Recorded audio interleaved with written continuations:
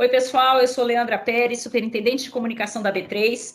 Esse é o nosso segundo podcast de divulgação de resultados. Vamos conversar com o Daniel Sonder, CFO da B3, e a Marcela Bretas, diretora de Relações com Investidores. Marcela, Sonder, bem-vindos. Muito obrigado pelo tempo. E a ideia aqui é que a gente faça um papo rápido, trazendo os principais resultados nesse segundo trimestre de 2020. E aí eu começo com você, Sonder. No trimestre passado, você falou num resultado fora do comum. Como é que a gente define o resultado desse trimestre que continuou forte? Leandra, obrigado pela pergunta e obrigado por estar conosco nessa edição do nosso podcast. E com perdão de ser um pouco repetitivo, indo para a sua pergunta sobre como eu caracterizaria o trimestre, eu diria que a gente continua atravessando um período fora do comum. O começo desse segundo TRI de 2020 coincidiu exatamente com o momento mais crítico da pandemia da Covid aqui no Brasil. A prioridade para todo mundo, tanto as pessoas como os governantes, continua sendo a questão de saúde, e a gente viu uma mudança de hábitos e também uma pauta muito intensa de ações no sentido de tentar mitigar os efeitos da pandemia. No início, tinha um pessimismo muito grande e isso se refletiu nos preços dos ativos, obviamente. Mas depois houve uma ação bastante ampla, tanto do ponto de vista da política monetária como da ampliação do gasto fiscal. Isso aconteceu não apenas no Brasil, mas em outros países, e com isso a gente viu uma recuperação dos mercados e uma perspectiva um pouco melhor sobre o desfecho dessa grande crise que a gente está vivendo. Especificamente no Brasil, o que aconteceu é que, além desses efeitos mais conjunturais, esse momento também coincidiu com uma mudança de outra natureza, que é eventualmente estrutural no comportamento do mercado de capitais e no mercado financeiro, que é um ambiente com as menores taxas de juros que a gente já experimentou. E esse juro baixo, ele impactou diretamente na busca por parte de investidores por ativos que têm um pouco mais de risco, eventualmente um pouco mais de rentabilidade, dependendo do futuro, e uma maior diversificação, saindo da tradicional renda fixa e buscando outros tipos de oportunidades de investimento. E isso cria, do ponto de vista da B3, um círculo bastante virtuoso, porque na medida em que existem mais investidores procurando esse tipo de ativos e também os investidores tradicionais fazendo uma realocação dessas carteiras para ativos em bolsa e ativos de maior risco, isso também encoraja as companhias a retomar os seus planos de captação de recursos e olhar para o mercado como uma alternativa bastante sólida para obter dinheiro para os seus projetos, tanto da forma de dívida quanto na forma de ações. Então a gente viu que a movimentação em vários dos segmentos que a gente atua aumentou e é particularmente visível a retomada dos IPOs e dos follow-ons que a gente está observando agora. Agora, Marcela, primeiro, muito bem-vinda. Eu queria te pedir para comentar um pouco sobre essa mudança no perfil de investidor que o Sonder mencionou. Por muito tempo, a Bolsa teve ali 600 mil investidores ativos. Terminamos 2019 com 1,6 milhão e chegamos a junho desse ano com mais de 2,6 milhões de investidores. Como é que esse crescimento da base de investidores se reflete nos resultados operacionais da B3? Oi, Leandra. Oi, pessoal. Realmente, a gente teve mais um trimestre bastante forte em volumes, né? E os principais fatores por trás disso foram justamente esse levante de novos investidores que vieram para a Bolsa, como você comentou, a volatilidade provocada pela pandemia, que também aumenta os volumes, e uma recuperação do preço dos ativos, né? E isso tudo impactou positivamente os nossos volumes no segundo trimestre. Quando a gente compara os números do segundo trimestre de 2020 com 2019, no mercado de ações a gente viu um crescimento de 92% no ADTV no mercado à vista e de 63% no volume de contratos futuros de índices de ações negociados. Já no mercado de derivativos listados, a gente teve um crescimento bem mais modesto, de cerca de 3% ano contra ano. E a gente vê um crescimento tão acentuado assim em balcão, por exemplo, o desempenho da unidade de infraestrutura de financiamentos, por exemplo, foi muito afetado pelo efeito que a pandemia teve no setor automotivo? Então, Leandra, quando a gente fala de mercado de balcão, a gente tem visto sim um crescimento no volume de novas emissões e também nos estoques de instrumentos de captação bancária. Esses cresceram em torno de 30% e 42%, respectivamente, ano contra ano. E a gente acredita que o principal driver aqui do resultado foi o movimento dos nossos clientes buscando reforçar seus balanços. A gente também observou aqui a reabertura do mercado de debêntures, que teve seu estoque 14% maior nesse trimestre. Mais uma vez mostrando que as empresas estão cada vez mais buscando o mercado de capitais como fonte de financiamento. Agora, quando a gente fala do segmento de infraestrutura para financiamento, aí a gente já sente os impactos negativos da pandemia. E a gente viu os volumes de inclusões do SNG, por exemplo, caírem 41% ano contra ano, afetados aí bastante pela quarentena. Sonder, a B3 registrou agora, no segundo trimestre, um lucro de quase 900 milhões de reais. Quando a gente olha esses resultados por dentro, receitas crescem, despesas parecem estar bastante contidas e a estrutura de capital da companhia. Você pode comentar rapidamente esses 3 pontos? Bom, a Marcela comentou que vários dos nossos segmentos, quase todos os nossos segmentos, tiveram um crescimento importante nos dados operacionais.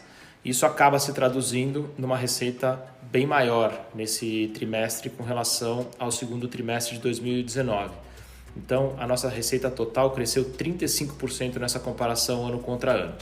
Já do lado da despesa, a gente teve uma alta de 10% na comparação com o segundo trimestre de 2019, e isso se deu porque as linhas de processamento de dados aumentaram, já que a gente está fazendo mais projetos, e também a nossa linha de pessoal teve um crescimento porque a gente tem crescido o nosso quadro de pessoal para apoiar o crescimento e o desenvolvimento de novos produtos, além do acordo anual de coletivo ao qual a B3 está submetida. Então, no final do trimestre, com esse crescimento bastante acelerado das receitas e o crescimento das despesas que eu comentei, a gente teve um lucro que chegou a 892 milhões de reais, o que representa 36% de aumento com relação ao ano passado. É importante também aproveitar, Leandra, para comentar sobre a nossa estrutura de capital. A gente tem buscado ter uma estrutura de capital eficiente do ponto de vista dos nossos acionistas e manter um compromisso de distribuir capital excedente para os nossos acionistas. Então, a gente fez 2 emissões de dívida recentemente. Uma foi um empréstimo bilateral bancário de 1,3 bilhão de reais. Isso já está refletido no nosso balanço de 30 de junho.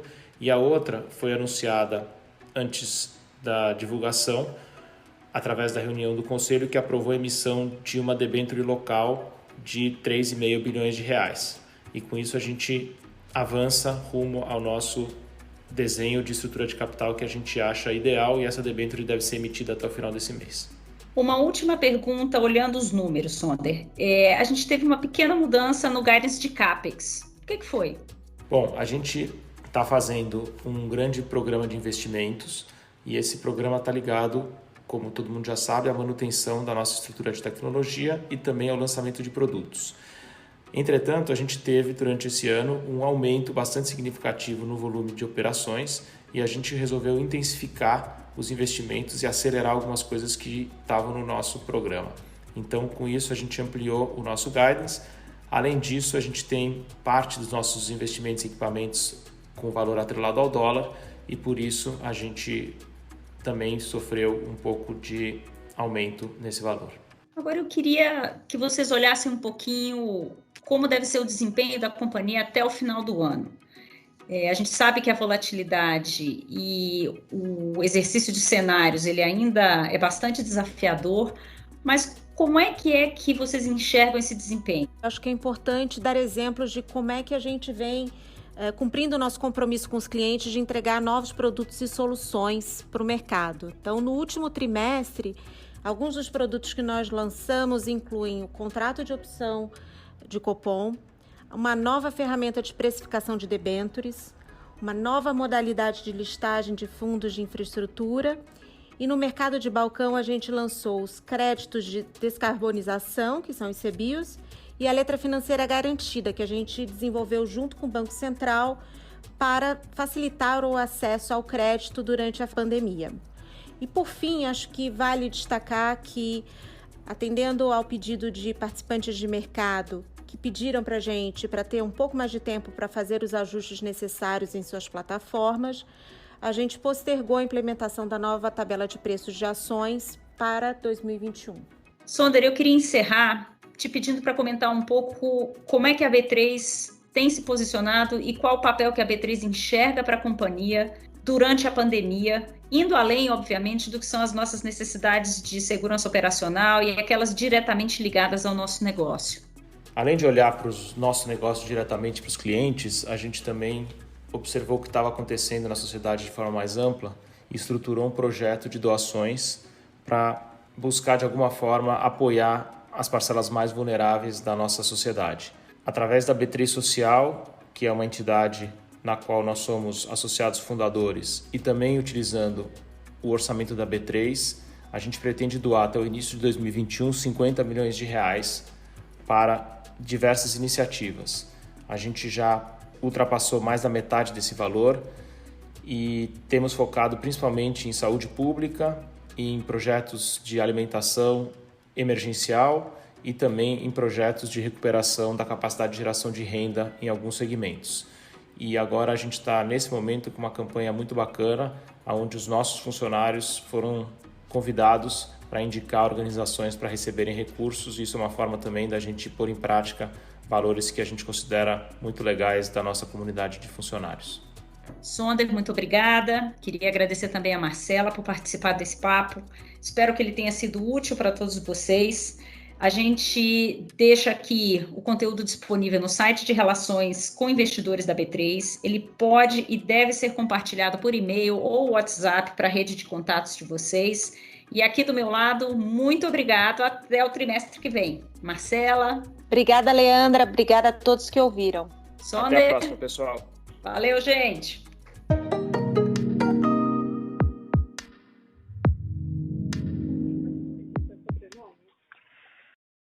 Bom dia e bem-vindos à audioconferência sobre os resultados do segundo trimestre de 2020 da B3. Neste momento, todos os participantes estão conectados apenas como ouvintes. Mais tarde, iniciaremos a sessão de perguntas e respostas quando as instruções para os senhores participarem serão fornecidas. Caso necessitem de alguma assistência durante a audioconferência, queiram, por favor, solicitar a ajuda de um operador digitando *0. Cabe lembrar que esta audioconferência está sendo gravada e transmitida simultaneamente pela internet e via webcast. O replay deste evento estará disponível após seu encerramento. Gostaria agora de passar a palavra ao Sr. Daniel Sonder, vice-presidente financeiro, corporativo e de relações com investidores da B3. Bom dia a todos, obrigado pela atenção e obrigado por participar do nosso call. Queria agradecer aos meus colegas aqui também de RI, do time de finanças, time de comunicação, que preparam os materiais para nós. Queria só abrir fazendo algumas observações rápidas sobre o trimestre. A companhia teve um desempenho financeiro bastante sólido. A gente começou o TRI com uma recuperação nos preços dos ativos, depois da grande queda que a gente observou em março. E ao longo dos meses seguintes, houve de fato um aumento no valor de mercado das companhias, e isso se deu também em função das ações de política monetária, de incentivo e estímulo fiscal, que foram feitas tanto no Brasil como em outros mercados. De forma geral, os mercados globais se recuperaram, já que houve uma melhora nas expectativas sobre os resultados econômicos que devem surgir como consequência da crise que a gente está vivendo e da pandemia que a gente está vivendo. A gente teve também no Brasil um momento novo de comportamento de mercado em função da queda nas taxas de juros. A gente nunca teve um ambiente de taxa de juros tão baixo. Isso, evidentemente, tem alterado o comportamento dos investidores, tanto as pessoas físicas, que têm investido cada vez mais em ações. A gente vê números que chegam agora a 2,6 milhões de indivíduos aqui na B3, como também o comportamento de investidores institucionais através das carteiras de fundo, realocando seus portfólios em ativos de maior risco e saindo da tradicional renda fixa de títulos públicos. Isso tem trazido volumes adicionais para diversas das nossas linhas de receita, e isso se traduziu no crescimento que a gente observou. A gente consegue fazer isso dentro de um modelo onde as despesas não crescem tanto, e com isso a gente toma vantagem da alavancagem operacional das nossas plataformas, do nosso time, que consegue lidar com maiores volumes sem adições significativas. Eu queria também aproveitar para comentar duas outras notícias do lado financeiro que a gente divulgou ontem no final do dia.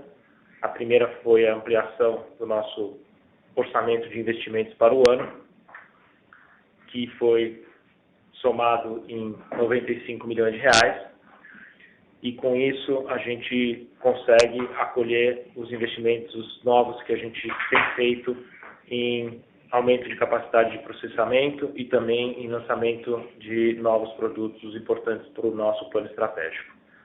A gente também anunciou a emissão de debêntures.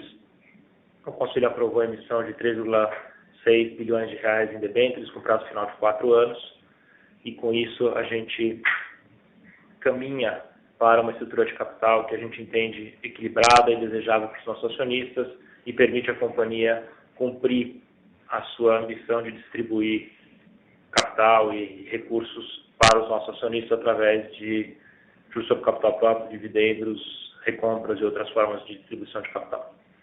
Eu vou passar para a Marcela fazer alguns comentários, depois a gente abre para as perguntas. Obrigado.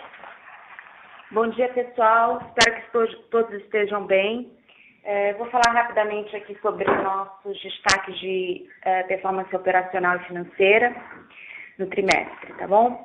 Então, começando pelo mercado listado de ações, onde a gente viu novamente os volumes crescerem de uma maneira bastante expressiva, empurrados aí principalmente pelo cenário de juros baixos, um novo levante de investidores entrando no mercado, principalmente pessoas físicas, e também pela recuperação de preço dos ativos, né? A gente viu o valor de mercado das empresas, de uma maneira geral, recuperar parte da perda que ocorreu no primeiro trimestre do ano. Com isso, a DTV do mercado à vista cresceu 92%. Já falando do mercado listado de derivativos, a gente viu crescimentos bem mais modestos, e o ADV no consolidado cresceu cerca de 3%. No mercado de balcão, a gente continuou a observar nossos clientes buscando reforçar suas posições em balanço e emitindo títulos de captação bancária. O volume de emissões cresceu cerca de 30% ano contra ano. E, por fim, no mercado de infraestrutura para financiamento, a gente sentiu bastante o efeito negativo da pandemia, da quarentena, que afetou as concessionárias e a venda de veículos, e o número de inclusões no FMG caiu 41% ano contra ano. Com isso, a nossa receita líquida alcançou 1,9 bi no trimestre, resultado perto de 30% acima do resultado do ano passado. E o nosso lucro líquido no trimestre atingiu 892 milhões de reais. Com isso, eu vou abrir para perguntas. Quem quiser pode, por favor, entrar na fila. Obrigada. Senhoras e senhores, iniciaremos agora a sessão de perguntas e respostas de investidores e analistas. Para fazer uma pergunta, por favor, digitem *1. Para retirar a pergunta da lista, digitem *2.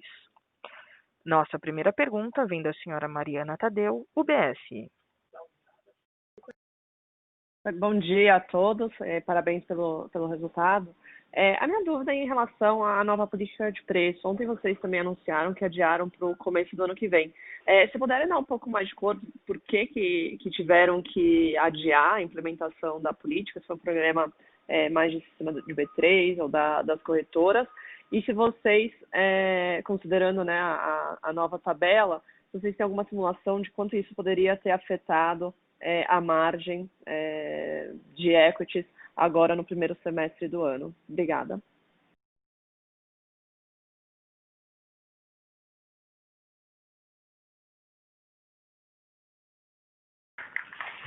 Oi, Mariana, obrigado.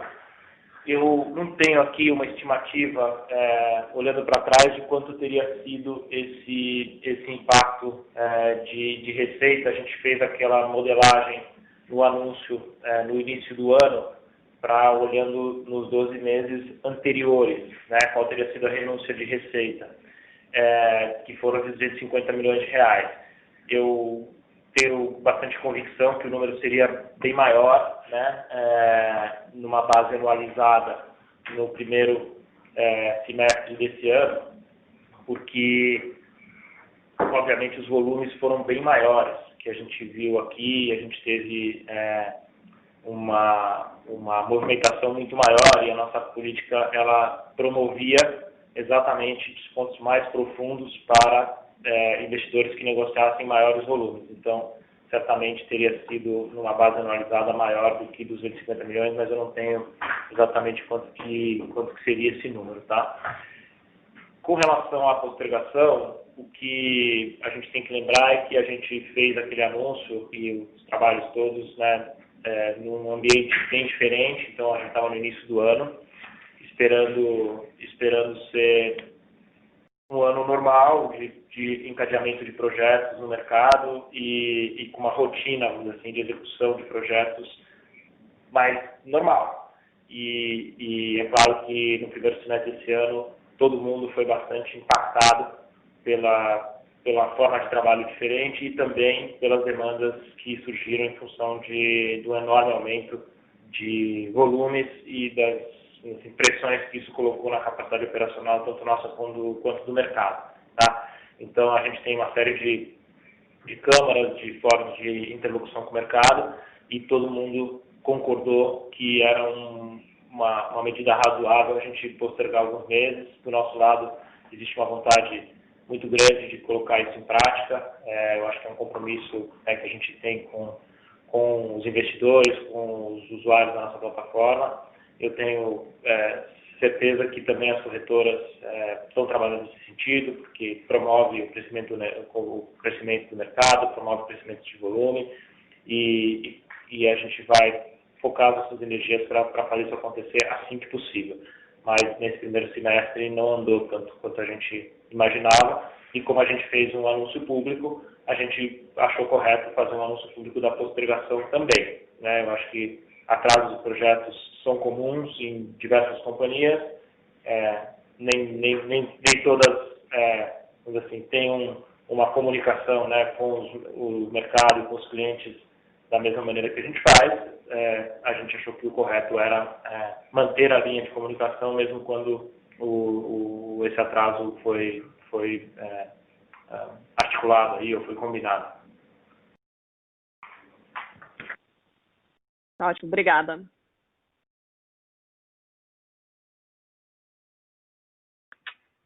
Lembrando que para fazer perguntas, basta digitar *1.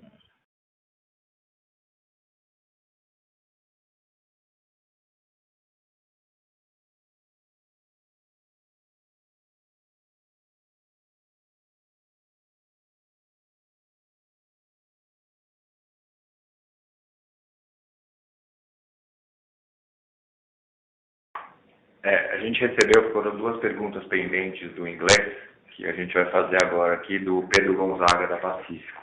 A primeira é se a B3 considera fazer o hedging das provisões que a gente tem linkado ao preço das ações. E a segunda, qual que é a destinação do capital que a gente está levantando com a emissão das debêntures. Perfeito. Então, a gente não pretende fazer o hedge da exposição que a gente tem ligada ao preço das ações. Essa é uma exposição ligada a contingências legais e portanto, há uma grande, vamos dizer assim, incerteza com respeito ao prazo de materialização, eventualmente dessas contingências ou outros eventos aí que impactam elas. Então, não sendo uma obrigação financeira e uma obrigação, vamos dizer assim, de prazo e andamento conhecido, a gente optou por não fazer esse hedge.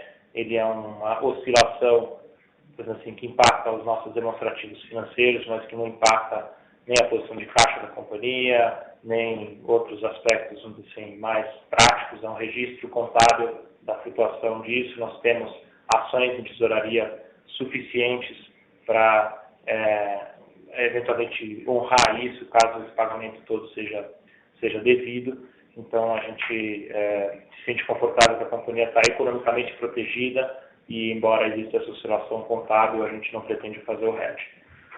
Com relação à destinação dos recursos, a gente tem um guidance, uma pretensão de fazer distribuições de capital e que são significativas e manter uma estrutura de capital eficiente. Então, a gente fez essa captação e o uso dos recursos não vai ser nada mais do que fortalecer a nossa posição de caixa e, ao longo do tempo, poder fazer essas distribuições, seja através de juros sobre capital próprio, seja através de dividendos, programas de recompra ou outras formas de distribuição.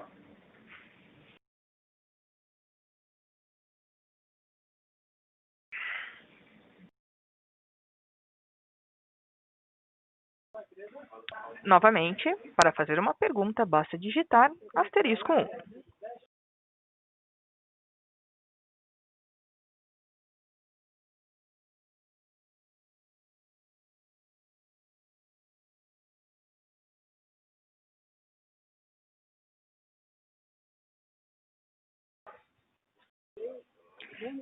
Encerramos neste momento a sessão de perguntas e respostas. Gostaria de passar a palavra ao senhor Daniel Sonder para suas considerações finais. Bom, eu queria agradecer a todos pela participação, pelo interesse e a gente fica à disposição de vocês para novos esclarecimentos. Obrigado a todos e uma boa manhã.